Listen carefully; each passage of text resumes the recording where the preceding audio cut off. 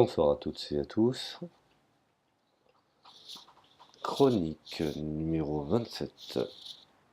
Alors dans cette chronique, je vais traiter d'une idéologie extrêmement fermée qui fait parler d'elle et qui est revendiquée dans des sphères extrêmement, je dirais, réduites, mais qui a son importance du fait des individus euh, vis-à-vis de la position qu'ils ont dans aussi bien la direction que les choix technologiques qu'ils font et qui par voie de conséquence a un impact, je dirais, sur notre quotidien à travers les outils de communication. Alors je rentre vite dans le vif du sujet. Je voudrais vous parler de l'anarcho-capitalisme. Alors qu'est-ce que l'anarcho-capitalisme?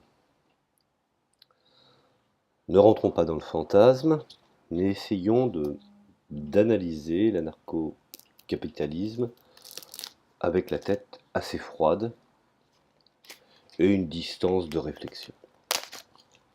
Alors, je dirais que l'anarcho-capitalisme est une théorie politique inspirée, bien entendu, puisque c'est un montage un peu philosophique, puisque c'est ce que aujourd'hui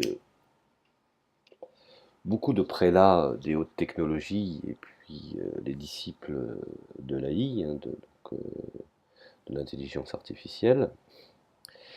Et donc, comme je le disais, c'est une théorie politique qui est inspirée par le libéralisme philosophique, selon laquelle, bien entendu, d'une façon pragmatique pour ces gens-là, l'existence de l'État est illégitime, voire même inutile. Alors, voilà, effectivement, je viens de planter le décor, d'une façon un peu, je dirais, vulgarisée. Mais comment s'articule et comment fonctionne l'anarcho-capitalisme?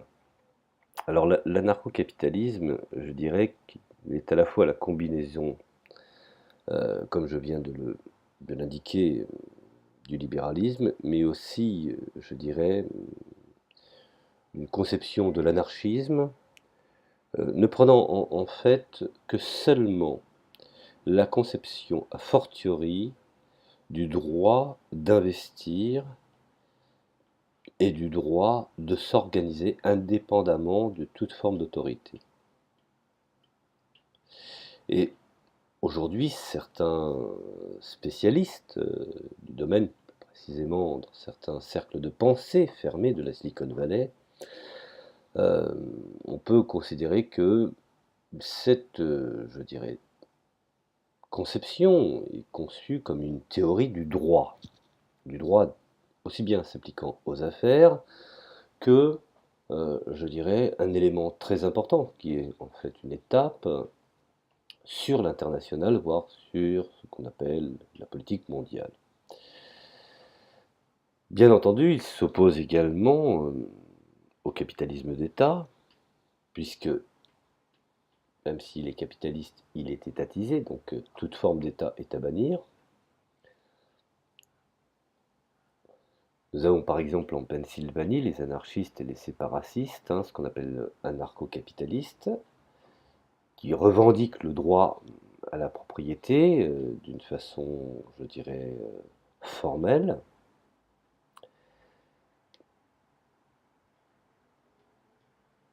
On peut considérer que l'anarcho-capitalisme est une théorie très tendance actuellement dans des cercles, je dirais, de penseurs qui ont pas mal de leviers de direction dans les mains et qui en sont conscients et qui conduisent la société dans ce qu'elle a peut-être aussi à des moments d'utile, d'intéressant, mais qui peut être aussi dangereux et qui conduisent cette société vers, je dirais, ce genre de théorie.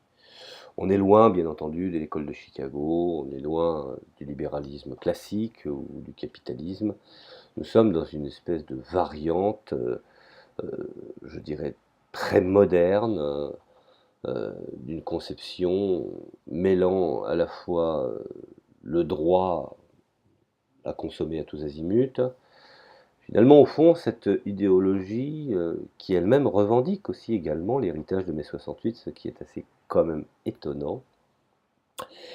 Et donc l'anarcho-capitalisme, qui est bien entendu une théorie hybride, et comme je viens de l'indiquer, qui s'inspire du libéralisme philosophique, et bah, on peut considérer que cela, enfin, du moins que ce courant est une branche de l'anarchisme individualiste et du libertarianisme anarchiste, une sorte de fédération entre ces deux courants. Alors effectivement, beaucoup n'ont pas compris la subtilité, puisque au première instance, on pourrait considérer que cette théorie serait oxymorique, mais pas du tout. Il faut bien différencier, je dirais, l'anarchisme individualiste prenant appui sur le libertarianisme ce que j'appelle le minarchisme, hein, qui soutient quant à lui l'existence d'un État ayant pour des fonctions minimales qu'on pourrait qualifier, je dirais, en droit d'État veilleur, c'est-à-dire l'État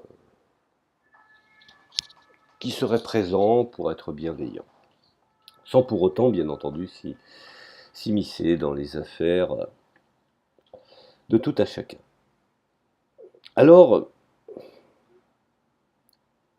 l'anarcho-capitalisme se sépare du libéralisme classique, lequel, comme je viens de l'indiquer, reconnaît l'obligation d'un État et même ne vise qu'à limiter de façon stricte son domaine, et je dirais même ses modes d'intervention. Il se distingue aussi, je dirais, des courants respectant les traditions, socialistes, entre guillemets, c'est un peu comme la philosophie d'Hannah Arendt, hein, développons l'égoïsme pour arriver à une certaine forme de collectivisation des égoïsmes qui permettrait ensuite à tous les individus de s'organiser. Bien entendu, même s'il peut avoir une conception socialiste servant le capitalisme, comme certains le soutiennent, et je peux le comprendre, ce lien par l'anarchisme fait en sorte qu'il garantit dans une certaine forme d'autogestion, mais non pas une autogestion commune, mais une autogestion de la propriété privée de tout à chacun. C'est en cela que, je dirais, ces liens avec l'anarchisme, y compris sa branche individualiste, sont sujets aujourd'hui à des débats et des palabres qui sont encore, je dirais, très actuels. Alors les anarcho-capitalistes appliquent de manière stricte les thèses du libéralisme, comme je viens de l'indiquer, parce que ça il faut bien le comprendre, pour en tirer une philosophie politique qu'ils jugent seule cohérente pour organiser la société. Bref, on pourrait dire qu'un anarcho-capitaliste est aussi nommé un anarcape, hein, dans les milieux, je dirais, élitistes, des hautes technologies. Ce nom apparaît souvent dans des discussions. Cela se traduit bien entendu par une société humaine organisée selon les principes de l'anarcho-capitalisme, qui est nommé l'anarcapie. Alors si un jour vous voyez ce terme apparaître lors d'une discussion je dirais, d'initiés, qui parlerait d'anarcapie ou d'anarcape, je pense que je vous ai servi un petit peu la traduction obscure. Alors, comme le libéralisme classique, l'anarcho-capitalisme revendique un dispositif où chaque être humain est pleinement propriétaire de lui-même. voyez, c'est comment s'inspirer d'une dynamique des mouvements anarchistes en Espagne, d'y méditer leur simple expression de se passer de toute forme d'État, de s'organiser dans une société d'autogestion et de le dynamiser au service des hautes technologies et afin de répondre aux besoins de la globalisation. Comme je venais de le préciser, donc chaque humain est pleinement propriétaire de lui-même et des fruits de son travail, et bien entendu de ce qu'il a obtenu de la coopération volontaire d'autrui, par échange ou par don. Tout être humain est aussi comptable de ses actes, tenu bien entendu, par voie de conséquence, par les engagements qu'il prend, responsable des pertes de son travail et débiteur pour les torts, je dirais, qu'il peut ou qu'il a causés à des tiers non consentants. Alors, me direz-vous, les anarcho-capitalistes considèrent que seules les interactions entre adultes consentants sont légitimes.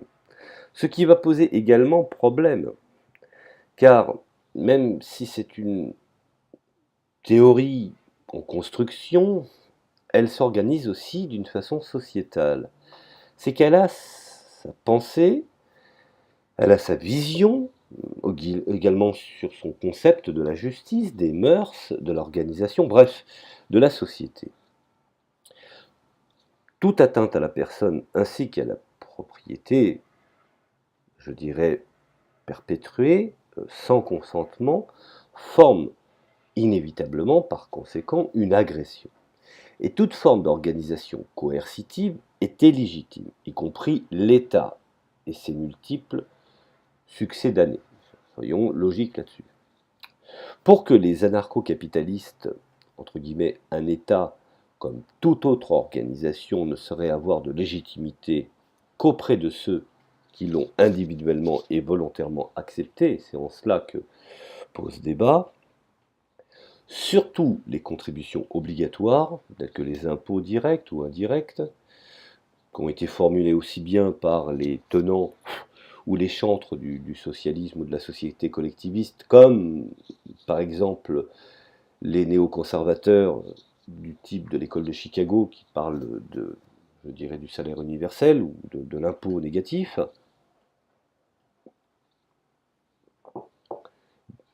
Et bien entendu, sans oublier les règlements imposés qu'on pourrait définir comme, bien entendu, la législation, les décrets, les mesures administratives, etc. Bon. Et bien tout cela, pour les anarcho-capitalistes, sont considérés, sont reconnus comme étant, bien entendu, caduques et surtout illégitimes.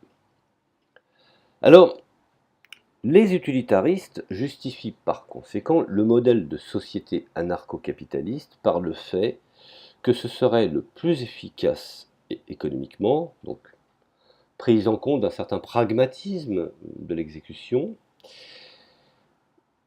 et serait finalement au fond le plus désirable, alors que les justes naturalistes le justifient par le fait qu'ils seraient seuls capables de respecter l'ensemble des droits fondamentaux de l'individu. N'oublions pas qu'une autre différence principale se trouve dans leur conception de la justice. L'utilitarisme vise, d'une manière générale, l'efficacité économique globale de la justice et par conséquent applique des peines proportionnelles en valeur, je dirais, au crime divisé par le taux de capture. Le crime est intégré à la société à travers ses implications économiques, bien entendu. Le juste naturaliste ou le juste, je dirais, naturalisme vise la cohérence rationnelle de la justice avec le reste du droit naturel et je dirais par conséquent applique la restitution égale doublée d'un droit de rétribution appartenant à la victime, précisément égal au crime. Le crime d'une manière générale, est vu comme un renoncement partiel de ses propres droits vis-à-vis de la victime par le criminel, étant donné qu'il viole les droits de celle-ci. Certains mouvements se réclament du juste naturalisme et ont cependant une vision différente, par exemple les agoristes. Ils n'envisagent même pas, je dirais, de peine double, mais une restitution égale et la prise en charge du fonctionnement des mécanismes judiciaires, ce que, ma foi, revient à la position utilitariste avec son intégration économique du crime.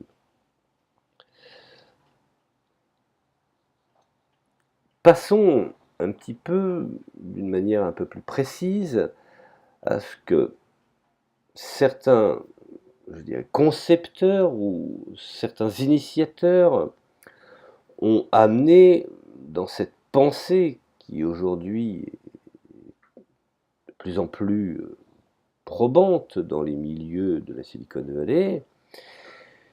Quels sont les programmes de base ou les programmes qui ont pu, je dirais, influencer les anarcho-capitalistes?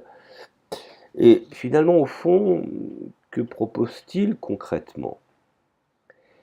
Alors, il faut déjà, premièrement, parler de deux individus très importants qui ont été, je dirais, les pères fondateurs de cette idéologie qui aujourd'hui est en train de se développer et de s'améliorer, si je peux m'exprimer ainsi.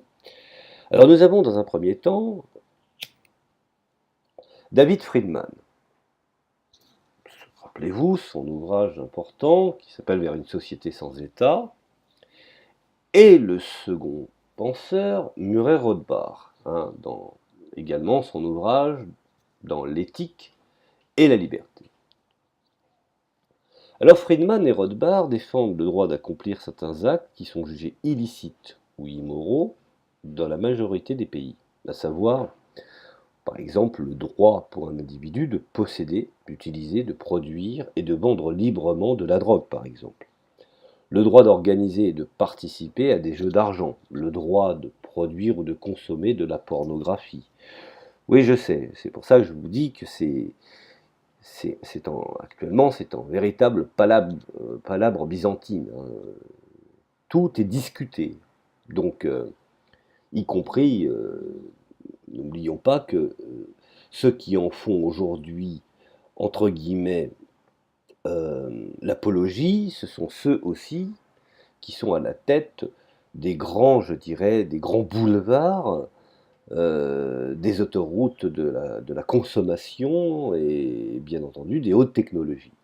Et pour eux, la pornographie est également, je dirais, un sujet intéressant, puisque énormément consommé et utilisé à travers le net par des outils.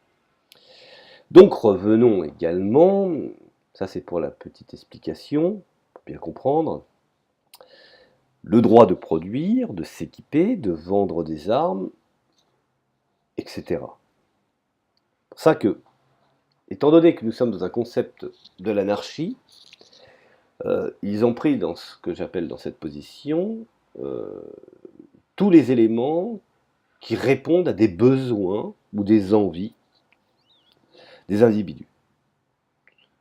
Et c'est en cela que ça pose problème.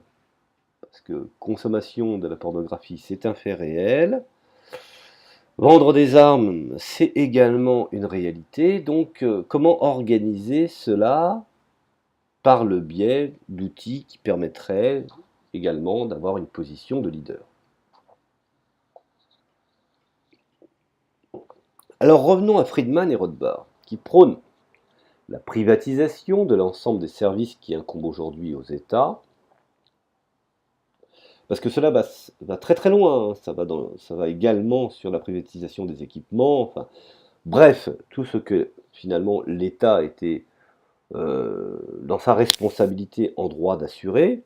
Alors nous avons bien entendu la gestion des routes, l'enseignement, la justice, et selon Friedman, les règles du droit seraient produites sur le marché libre, ce qu'on appelle le free market, Tandis que selon Rothbard, elle découle de la théorie du droit naturel, ce qu'on appelle la sécurité, la défense, voire la monnaie. C'est en cela que finalement, nous avons deux articulations. Le principe de Milton Friedman, comme étant une pierre angulaire d'une vision économique et globale, et en même temps la vision anarchiste qui permettrait justement de se passer d'une façon définitive de toute organisation du commun. A contrario, Milton Friedman dans Liberté et Capitalisme ne prône pas la disparition de l'État. Simplement la disparition de l'État dans les affaires du quotidien de l'ensemble, je dirais, des acteurs de la société économique. Friedman et Rothbard défendent le droit à l'avortement, au suicide, à la prostitution, au don ainsi qu'à la vente d'organes.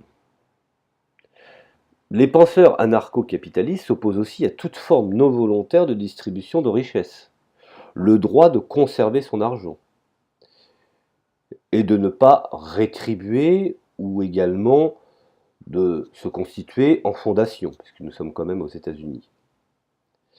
Pour eux, cela, bien entendu, est non seulement illégitime, mais est basé sur un vol opéré par l'État. Pour lutter contre l'État, Rothbard est sécessionniste. Par exemple, il prévoit à long terme une sécession d'une multitude d'États. C'est en cela que cela le qualifie comme réformiste. Friedman, comme Rothbard, considère que les enfants ont le droit de travailler, de quitter le domicile de leurs parents et même se trouver d'autres parents s'ils le souhaitent. La majorité n'est pas une question d'âge, mais d'autonomie personnelle, de capacité à pouvoir, je dirais, s'émanciper. Rothbard également prône la révision de l'ensemble des droits de propriété existants pour rétablir la légitimité propriété suivant sa propre définition qu'il appelle lockéenne.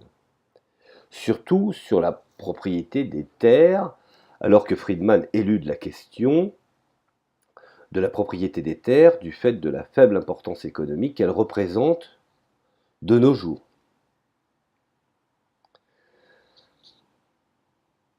Alors, il y a quand même des éléments qui sont, je dirais, qui sont des objections, et c'est pour ça que je vous dis que c'est encore en très grande discussion, hein. Ce sont des grands chantiers dans des cercles un peu fermés, mais qui bien entendu, par influence, arrivent jusque dans nos sociétés. Nous avons une objection fréquente à l'égard de l'anarcho-capitalisme, et qu'on ne connaît pas d'expérience concrète sur ce type de société qu'on pourrait appeler l'anarchapie. Ce qui pose problème, c'est que ce serait un petit cercle d'intellectuels qui n'aurait pas d'impact sur la société dans son ensemble, ça ne poserait pas trop de problèmes, ça resterait à l'état, je dirais, d'agora ou à l'état de réflexion, de discussion. Mais c'est que là où est le souci, c'est que cette théorie est développée par des gens qui possèdent aujourd'hui des outils utilisés par tous. Yahoo, Google, enfin bon, la liste serait longue et fastidieuse. Alors les anarcho-capitalistes répliquent en demandant qu'on ne renverse pas la charge de la preuve, et c'est aux étatistes, parce que c'est comme ça qu'ils les nomment, de prouver que l'État est indispensable et non pas à eux-mêmes de prouver qu'ils peuvent s'en passer.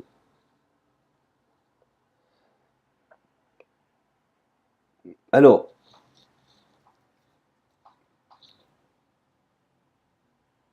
il y a d'autres conséquences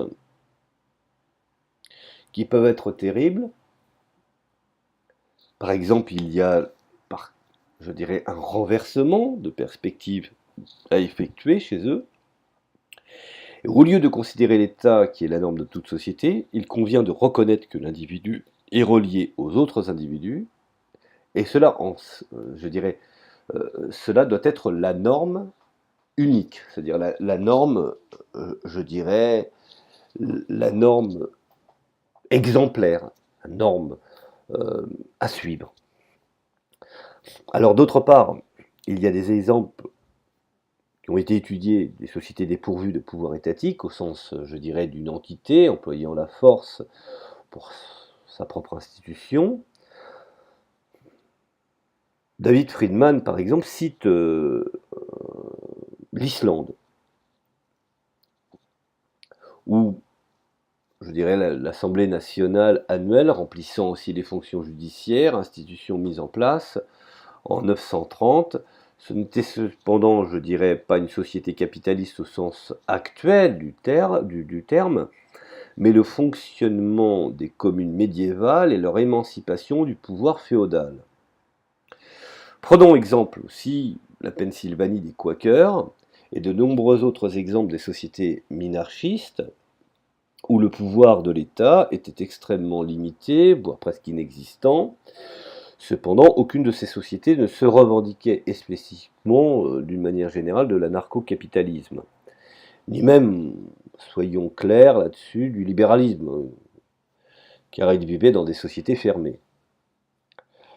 Alors, selon les anarcho-capitalistes, les étatistes militent en fait pour l'obligation d'avoir des gens qui décident à la place des autres, l'institution de l'État aboutissant au droit pour certains, les hommes d'État de décider à la place des autres ce que ceux-ci doivent faire, la responsabilité personnelle est par conséquent, selon eux, remplacée, je dirais, par une irresponsabilité collective, symbolisée, selon, encore une fois, les anarcho-capitalistes, par l'État.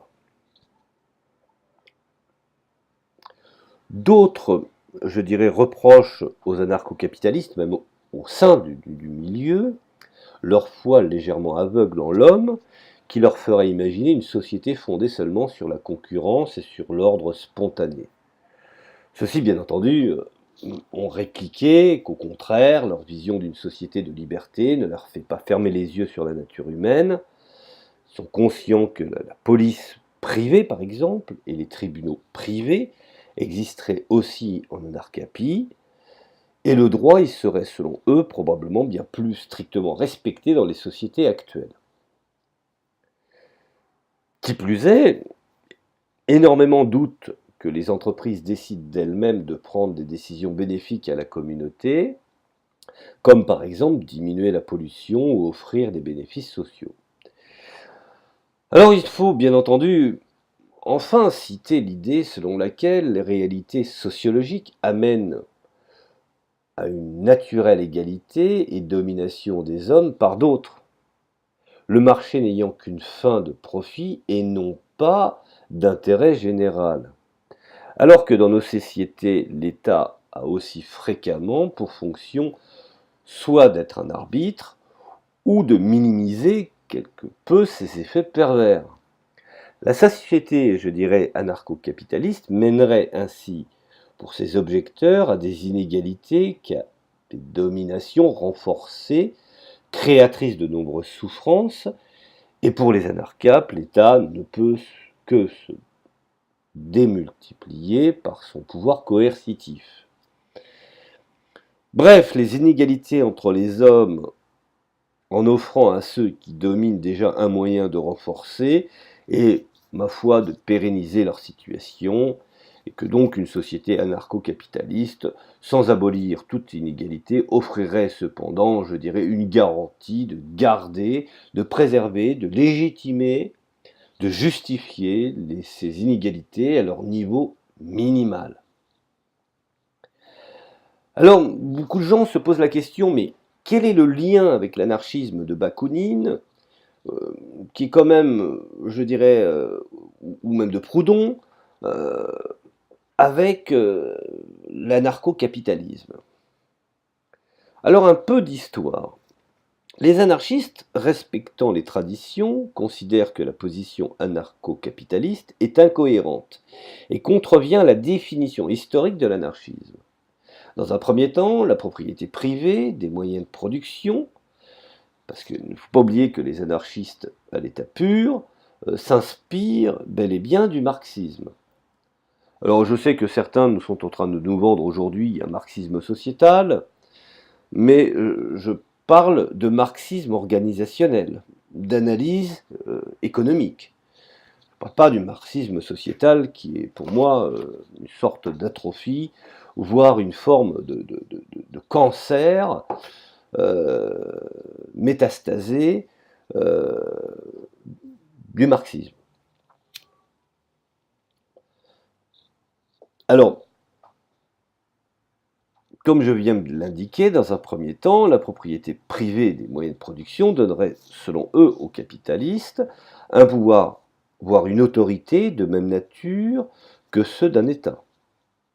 La propriété privée doit, par conséquent, être rejetée selon les anarchistes, au nom des deux positions définissant historiquement l'anarchisme, la défense du principe d'égalité et le refus du principe d'autorité. Dans ce principe d'égalité, il y a un rejet de la tolérance, bien entendu. Car, selon le concept, la tolérance est une violence. L'égalité est un moyen de garantir la justice. Les anarcho-capitalistes défendent l'égalité en droit et non l'égalité sociale, ce qui est une nuance subtile. Or, cette égalité réelle ne pourrait, selon les anarchistes, respectant les traditions, être respectée dans une société qui accepte, et bien entendu qui valorise, la propriété privée des moyens de production. Les anarchistes, de leur côté, reprochent en outre aux anarcho-capitalistes, utilitaristes, d'accorder aux individus le droit de renoncer à leurs droits, c'est-à-dire de consentir librement à la domination, ce qui finalement, au fond, légitimerait l'esclavage originel consenti. De plus, pour les anarchistes, reprenant partiellement la théorie du contrat social, la propriété privée ne serait pas un droit naturel, mais une construction sociale qui exige l'action d'un État pour se maintenir. Prenons exemple l'anarchiste Bob Black, qui est aujourd'hui théoricien de l'anarchisme moderne, estime mais aussi que le libre-échange ne peut exister sans l'État, car dans sa position d'arbitre, il organise ou il arbitre, je dirais, ce modus operandi, ce mode opératoire. Pour ces raisons, les anarchistes respectent les traditions, refusent l'utilisation du mot anarchisme par les anarcho-capitalistes. Pensée qui déformerait en la réduisant à l'anti-étatisme ainsi qu'à la défense de la liberté absolue, obligeant au passage les valeurs anti-autoritaires, égalitaires, solidaires de l'anarchisme. Certains, par exemple, comme Noam Chomsky, qui est quand même décrit comme étant un des plus grands penseurs des États-Unis, voire même, je dirais, de cette dernière décennie, vont même jusqu'à dire que l'anarcho-capitalisme tend plus vers l'anomie que vers l'anarchie. Enfin, l'implication d'anarcho-capitalistes au sein du parti libertarien, qui se présente aux élections présidentielles aux États-Unis, contredit une tradition anarchiste opposée à la présence des anarchistes dans le débat politique institutionnalisé. Lui préférant l'abstentionnisme, pour l'agoriste, par exemple Samuel Edward Conkin, la participation d'anarcho-capitalistes à un parti politique est en contradiction même avec la conception originelle de l'anarchisme. Même, je dirais, Conkin n'a pas compris que l'anarcho-capitalisme est un nouveau produit, est une nouvelle synthèse. Certes, il se base sur des courants, je dirais, il prend appui sur des courants anciens, mais il développe aujourd'hui une nouvelle praxis. Alors ceci s'applique par contre pas aux anarcho-capitalistes qui ne se reconnaissent pas dans le parti libertarien tel que David Friedman, ainsi qu'aux agoristes qui rejettent les moyens étatiques pour y parvenir, et surtout pour accéder à l'anarchisme. Ça ne vous rappelle rien, ça? Nous ne pouvons pas nous dire communistes en tant qu'État, nous sommes socialistes car le communisme est l'aboutissement final auquel nous devons aspirer. Finalement, au fond, certains disent que le communisme est l'outil utile du capitalisme, et d'autres prétendent qu'au contraire, le capitalisme va être l'outil utile d'un communisme ou d'un socialisme, par étapes bien entendu, à venir. Ça c'est un autre débat. Mais enfin bon, c'est pour le petit clin d'œil. Pour les anarcho-capitalistes, par exemple, seule l'égalité des droits est envisageable et voire même souhaitable. L'égalité des biens ne peut être réalisée que par des mesures qui s'opposent obligatoirement à la liberté. Donc seule la hiérarchie de droits peut être abolie. Les hiérarchies de nature différente, qu'on appelle les hiérarchies sociales, culturelles, n'étant pas causées par la volonté humaine, mais par la nature, pour cette raison, ils considèrent que ce sont les anarchistes, respectant les traditions qui sont incohérentes et ne méritent même pas le nom d'anarchistes, quoi que ce soit de leur courant de pensée qui est découvert et défini même jusqu'au mot qu'on pourrait appeler d'anarchisme. Bien entendu, dans notre pays de cocagne, qui est la France, il n'existe pas d'organisation ou de structure anarcho-capitaliste. Nous sommes toujours en retard face aux nouvelles idéologies. Bon, enfin celle-là, je m'en passerai bien. Ça, je me permets d'y apporter un petit clin d'œil.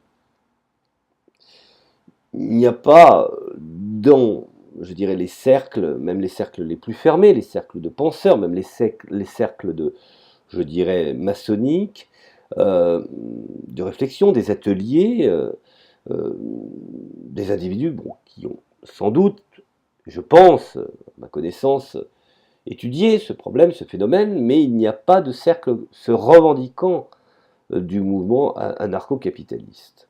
En tout cas, pas à ma connaissance. Les seuls anarchistes que nous pouvons trouver aujourd'hui, ce sont des anarchistes tout à fait classiques, comme la Fédération anarchiste, l'Organisation communiste libertaire, la CNT, le CNT-AIT. Aux États-Unis, ce mouvement politique est par contre relayé par quelques instituts, par des cercles d'études, tels que par exemple le Ludwig von Mises Institute. Ce mouvement se manifeste en particulier sur Internet par le biais de sites personnels ou de blogs, et dont leur relation avec des mouvements un peu en perte de vitesse néoconservateurs n'est pas écartée. Enfin, tandis que les anarchistes respectant les traditions sont opposés à l'anarcho-capitalisme, certains anarcho-capitalistes indiquent que dans une société qui fonctionnerait conformément aux principes de l'anarcho-capitalisme, les individus qui voudraient vivre selon les principes anarchistes, respectant les traditions, pourront le faire, bien entendu. Il suffirait aux anarchistes respectant les traditions de refuser d'entrer dans toute organisation qui représenterait à leurs yeux un caractère hiérarchique, et pourraient aussi s'associer dans des organisations qui respecteraient les principes de l'anarchisme, respectant les traditions. Donc voilà, j'ai essayé de répondre succinctement à ce que pouvait être la conception de l'anarcho-capitalisme. J'observe je dirais, cette idéologie prendre forme dans des cercles très fermés, au demeurant, mais qui, par le biais de ces institutions techniques, technologiques, et ces produits qu'elle couvre une partie de la planète, petit à petit diffuse, bon an et mal an, cette idéologie. Alors, bien entendu, je ne lis pas dans le mar de café, je ne suis pas un faiseur de bonne aventure, et donc cette idéologie reste encore balbutiante. Mais je vous demande de réfléchir et d'essayer effectivement de continuer le travail, si bien entendu le temps vous le permet, sur cette idéologie qui est en devenir, puisque elle est l'idéologie principal qui fait la promotion de l'intelligence artificielle. Voilà, je vous remercie de m'avoir écouté, je vous dis bon courage pour la suite et puis à la prochaine chronique.